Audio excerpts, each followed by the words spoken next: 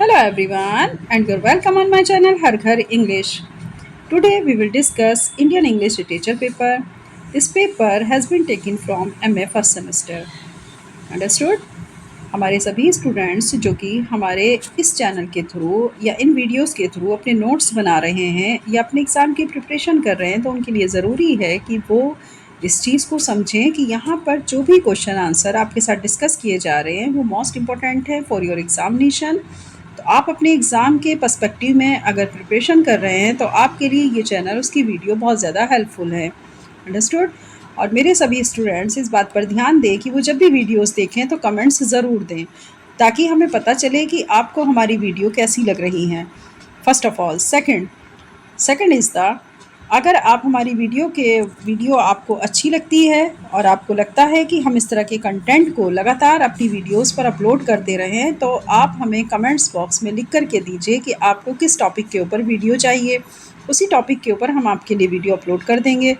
Okay, चलिए आज हम जिसका डिस्कशन करने वाले हैं वो है question number 3। What are the literary contribution of Shri Aurobindo.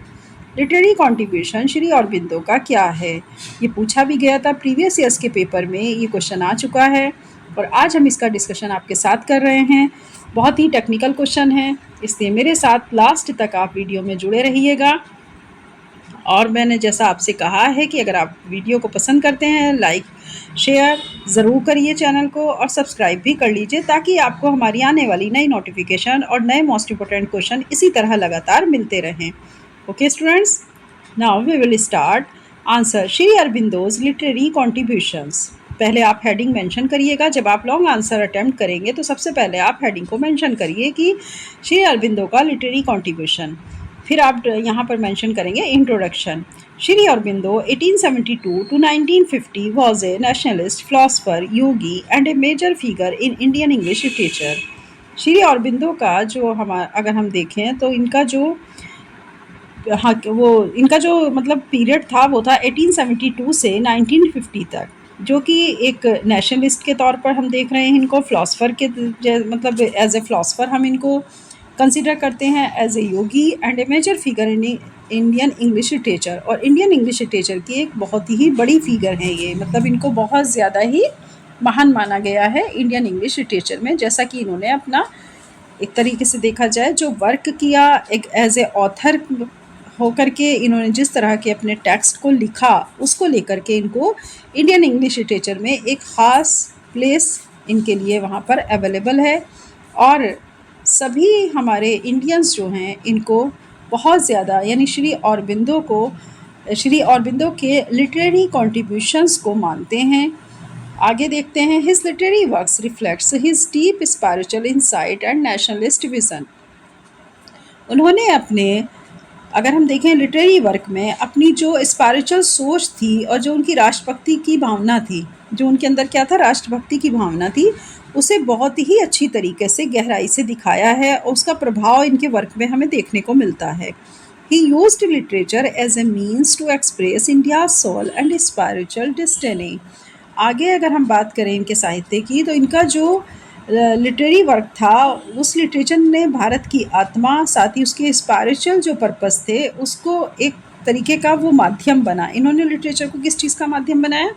इन्होंने लिटरेचर को माध्यम बनाया भारत की आत्मा को एक्सप्रेस करने के लिए और स्पिरिचुअल डेस्टिनी को दिखाने के लिए। तो इन्होंने लिटरेचर को एक मीडियम के तौर पर यूज़ किया, इसीलिए इन्होंने टेक्स्ट के रूप में लिखना स्टार्ट किया, क्योंकि इन्हें स्पिरिचुअल डेस्टिनी को एक्सप्रेस करना था और इंडिया सोल को एक्सप्रेस करना था। अंडरस्टूड? तो ये हेडिंग आपकी इंट्रोडक्शन में हो जाएगी। सेकंड हेडिंग इज़ पोइट्री, मतलब इनकी पोइट्री हमें किस तरीके से हम इसको पढ़ते हैं और कैसे लोग इसको अप्रिशिएट करते हैं। Shri Aurobindo is considered a pioneer of Indian English poetry, मतलब एक अगर हम देखें तो एक बहुत ही ज़्यादा एक मोस्ट इम्पोर्टेंट जो नेम है इंडियन इंग्लिश पोइट्री में वो श्री अरबिंदो को कंसिडर किया जाता है। His epic poem Savitri is a spiritual masterpiece of over 24,000 lines exploring the Trump of love and consciousness over death. इनका एक बहुत बड़ा महाकाव्य था जिसका नाम था सावित्री। ये अपने आप में एक स्पिरिचुअल वर्क है जिसमें 24,000 लाइनें हैं। अब आप इसी से समझ जाइए कि कितनी लाइन्स है, 24,000 लाइन्स है इसी पिक के अंदर। अब क्योंकि सावित्री आप जानते हैं कि सावित्री जो वर्क है वो स्पिरिचुअल मास्टरपीस कहलाया इनका, जिसने अगर प्यार की जीत को अगर हम देखें तो इन्होंने एक ऐसी कविता लिखी जिसने मृत्यु पर उसकी प्यार की जीत को हासिल कर लिया। यानी कि सावित्री नाम की जो महिला थी उसने अपने पति के लिए, वो यमराज से लड़ गई थी ना, वो स्पिरिचुअल कहाँ से आ रहा है टच, सावित्री नाम का जो महिला थी वो अपने पति, जो उसके पति मर जाता है तो वो उसके लिए क्या करती है, यमराज से लड़ जाती है।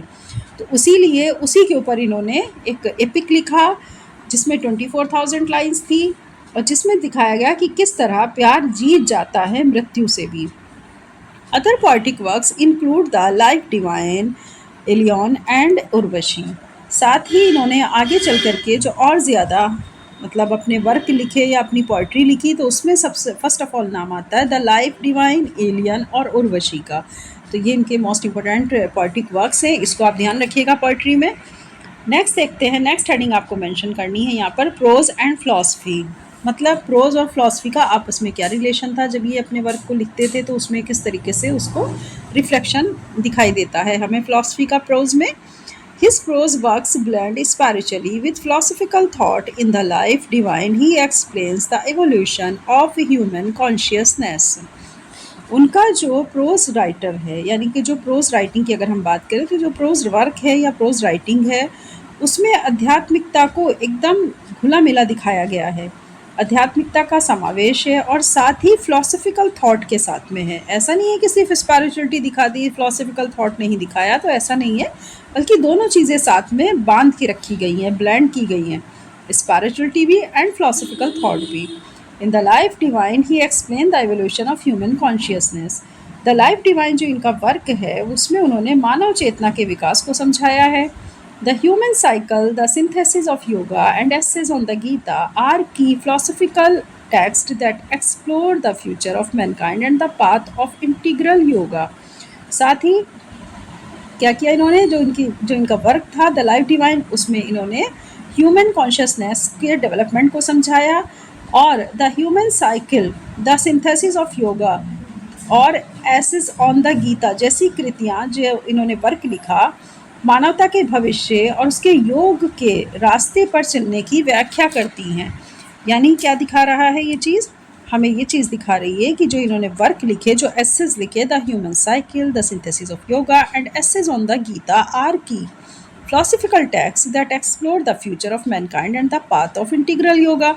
तो ये सारे मार्ग क्या थे, योगा की तरफ हमें लेकर के जाते हैं, हमें भविष्य की, हमारे भविष्य को जो एक थीम होती है मानव भविष्य की, उसको एक्सप्लोर करते हैं।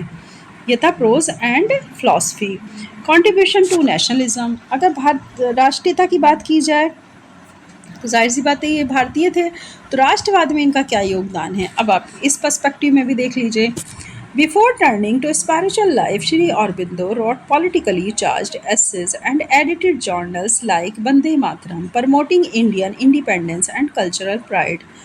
इस आध्यात्मिक जीवन अपनाने से पहले श्री औरबिंदो ने कुछ पॉलिटिकल टेक्स्ट भी लिखे, जैसे कि वंदे मातरम, जिसे पत्रों का संपादन किया, जिससे स्वतंत्रता संग्राम और सांस्कृतिक जो हमारे कल्चरल है उसको प्राउडनेस फील हो। तो इन्होंने अपने कल्चर के प्राइड के लिए और इंडियन इंडिपेंडेंसी के लिए, तो भारत को आज़ाद कराने के लिए वंदे मातरम नाम की एक जो थी जर्नल्स था, जर्नल्स कहते हैं मैगज़ीन को, वो निकाली और उसको प्रमोट किया। ठीक है, तो अरबिंदो ने केवल सिर्फ स्पिरिचुअली लाइफ के बारे में नहीं लिखा है, बल्कि उसके पहले वो पॉलिटिकल लाइफ के, पॉलिटिकल इश्यूज़ को लेकर के भी उनके एसेस लिखे गए हैं और पब्लिश हुए हैं। यहाँ पर आता है आपका कंट्रीब्यूशन टू नेशनलिज्म, और जो भी वो ऐसे लिख रहे थे अपने पॉलिटिकल इश्यूज़ को लेकर के, तो उसमें सब में क्या था, इंडिपेंडेंसी ऑफ इंडिया। ठीक है, तो भारत की आज़ादी को लेकर के वो सारी चीज़ें लिख रहे थे और इसको सबसे ज़्यादा उन्होंने वंदे मातरम को प्रमोट किया, जो कि एक मैगज़ीन थी, उसके एडिटिंग करते हुए इन्होंने एसेस को वहाँ पर पब्लिश भी कराए। नेक्स्ट है कंक्लूज़न की बात करें।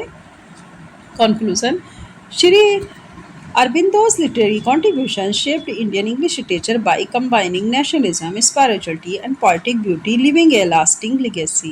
देखिए, अब यहाँ पर आपको ये समझना होगा कि श्री अरविंदो हमें कहाँ-कहाँ देखने को मिल रहे हैं। तो सिर्फ़ वो एक ही उन्होंने बाउंड्रीज़ नहीं बनाई थी कि वो सिर्फ़ नेशनलिज़्म के ऊपर लिख रहे थे या स्पिरिचुअलिटी के ऊपर लिख रहे थे या सिर्फ़ पोएटिक ब्यूटी लिख रहे थे, ऐसा नहीं था। बल्कि उन्होंने वो हर जगह हमें दिख रहे हैं, जब वो लिख रहे थे अपने टेक्स्ट में, उन्होंने नेशनलिज़्म के ऊपर भी एसेज़ लिखे, स्पिरिचुअलिटी के ऊपर भी और पोएटिक ब्यूटी भी दिखाई। तो देखा जाए तो श्री अरविंदो का लिटरेरी कंट्रीब्यूशन ये भी है कि उन्होंने सिर्फ राष्ट्रवाद नहीं बल्कि राष्ट्रवाद, आध्यात्मिकता और काव्य सौंदर्य का भी समावेश करके अपनी एक छाप छोड़ी है। तो उन्होंने क्या किया है, हमारे इंडियन इंग्लिश लिटरेचर में एक अच्छे ऑथर, एक अच्छे writer, as a good writer, as a good philosopher, as a good, अब आप यहाँ से एज ए गुड नेशनलिस्ट, ठीक है, एज ए गुड योगी, ये सारी चीज़ें अगर चाहें तो आप लास्ट लाइन में भी ऐड कर सकते हैं, नहीं तो आपको याद रखनी पड़ेंगी कि श्री अरविंदो हमें देखने को मिल रहे हैं अपने इंग्लिश लिटरेचर में हर पार्ट में, टेक्स्ट के हर पार्ट में, चाहे वो नेशनलिस्ट से रिलेटेड हो, फिलोसफर से, और फिर चाहे वो आपका योगा से रिलेटेड हो। ओके, ये था आपका मोस्ट इम्पोर्टेंट क्वेश्चन जिसका नाम था literary contribution of Shri Aurobindo. मैं समझती हूँ आपको बहुत अच्छे से ये आंसर समझ में आ गया होगा। ये क्वेश्चन काफ़ी बार पूछा गया है, इसको ज़रूर अच्छे से लर्न करिएगा।